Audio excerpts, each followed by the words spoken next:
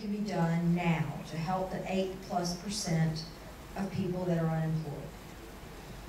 Get rid, well, there's a couple things. Get rid of some of these onerous federal regulations that are getting in the way of business and business expansions. We've got to reform the tax code.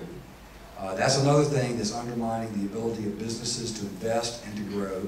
And they're scared right now. There's still a lot of capital floating around out there. But businesses are scared to invest it because they don't know what's going to happen. They don't know just how far this current administration and like-minded individuals that are in Congress are going to push this agenda. So I think when it comes to job creation, we've got to look at the government getting out of the way and letting the magic of the free market forces take over. That's my take on it, and that's true in the area of business regulation as well as true in the area of taxation. Would you support a fair tax? The short answer is yes, from the standpoint that it absolutely, we've got to reform the tax code. All right, that is essential. There's no question about that. The question becomes, all right, what are we going to reform it into?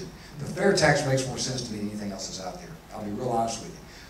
And one of the reasons, and one of the biggest reasons, is because it abolishes the IRS, which is a huge bureaucracy that's just bleeding off a lot of the federal resources, a lot of the tax dollars, as well as being used as a strong arm of the federal government to intimidate just good folks who are just trying to get by.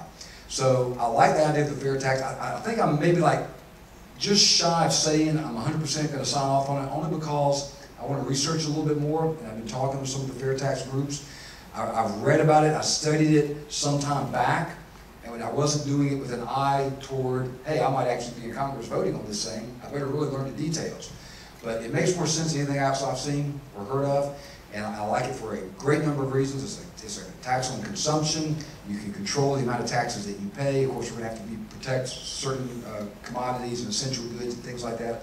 For indigents, we understand that, and that's got to be a part of it. But it's a tax on consumption. The collection network is already in place. You would know exactly how much taxes you're paying because you'd see it every time you bought something. There's a lot of advantages to it.